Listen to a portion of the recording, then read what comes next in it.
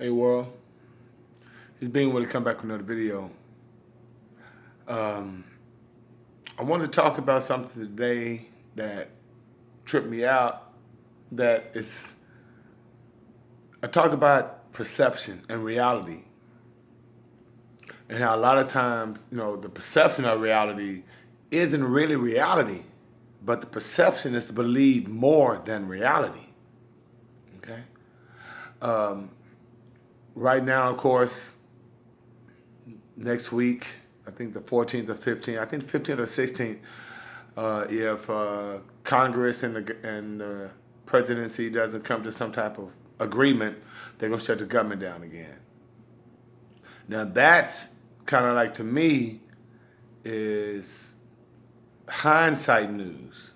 Okay, if you're conscious, if you're empathic, if you know how the world works, if you know what's going on internationally, you know, then you kind of like, oh, okay, I see what's going on. When you look at what's going on in Venezuela right now, that's crazy. I mean, family, I don't really know if you guys understand what's going on in Venezuela, but it's something that to me, uh, right now, I don't know which way to go on it because, I mean, I used to like Hugo Chavez. He was the president of Venezuela back from the late 90s, early to the late 2000s.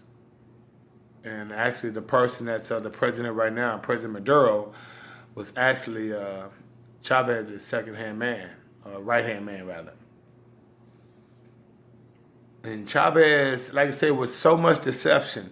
And when you learn a lot about how the elites work, you start picking up on all the symbols and the signs and the hand signs they do and all that kind of stuff. And it's like, man, okay. But then you also know that we also human, and we have a soul. And I think what happens with a lot of these leaders in these countries,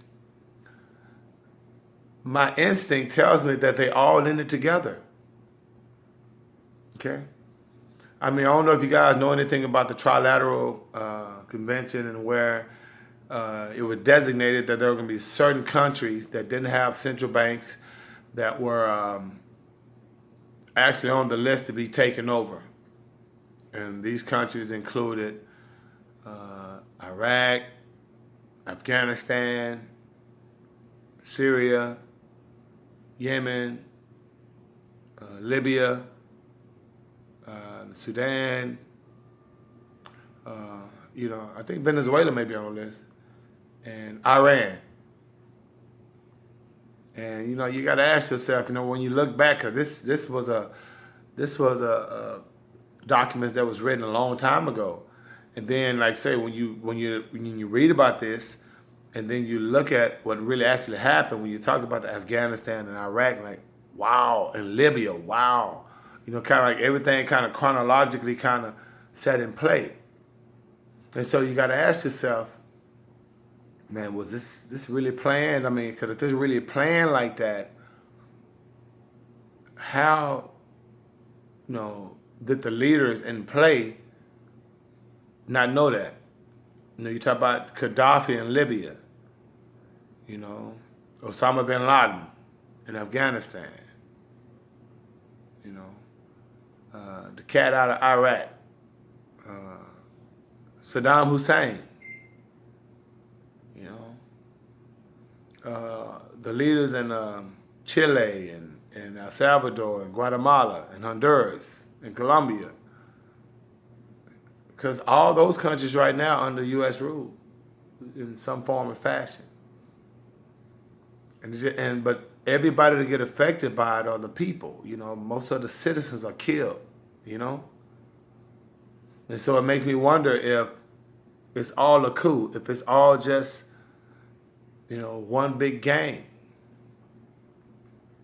Because these countries are falling, and it's like, if you do your research, you know that it was already kind of predetermined that these things was going to happen. Okay? I mean, if you look at Margaret Sanger, who came up with Planned Parenthood, and we look at her history and what she really was about, you know, and you look at, you know, the number of aborted children every year, you know, you got to ask yourself, how did they propagandize that to the point where they'll use that and have females think that's a form of, you know, man, it's kind of crazy. But like I said, I don't judge anybody. You know, everybody have their own circumstances. But, you know, it just blows me away that things can be so propagandized that we as the general public fall for it hook, line, and sinker. Even when it comes to bacon and eggs for breakfast, who said that was healthy? You know what I mean? Milk does the body good. Hold up, we humans. They're cows.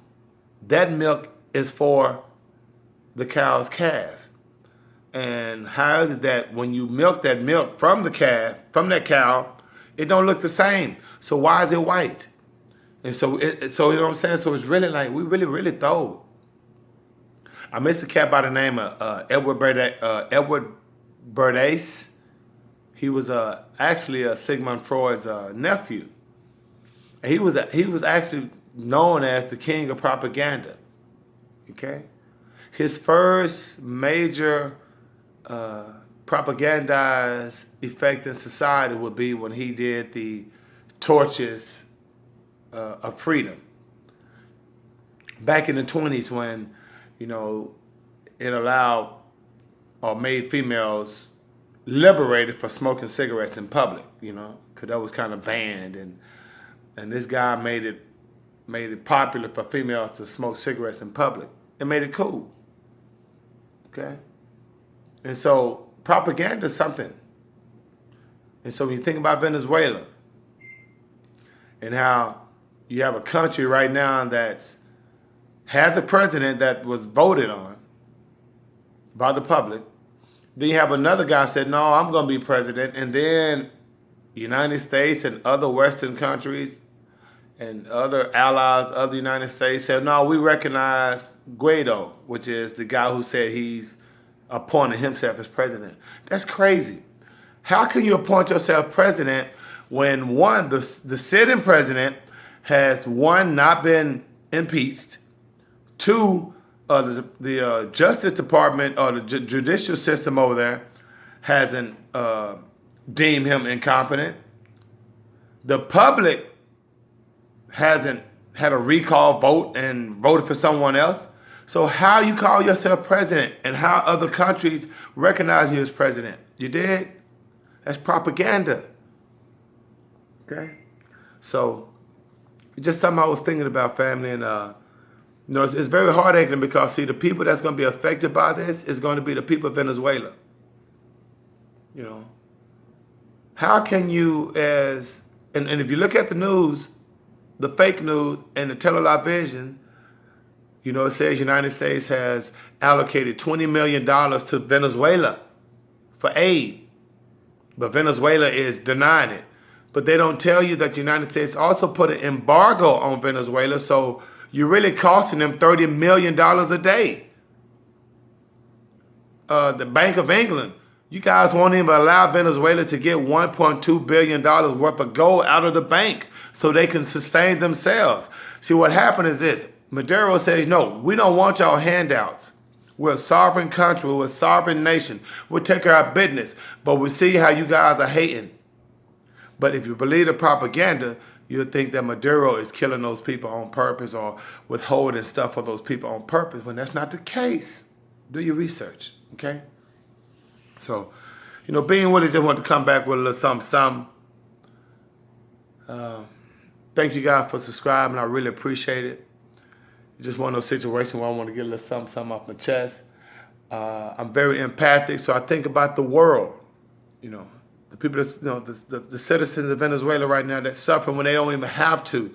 And you have countries right now that are not even allowing this country. Because remember, Venezuela has one of the richest oil reserves in the world. In the world, Craig. So, something to think about. In the meantime, in between time, may the Most High and Saudi bring you joy.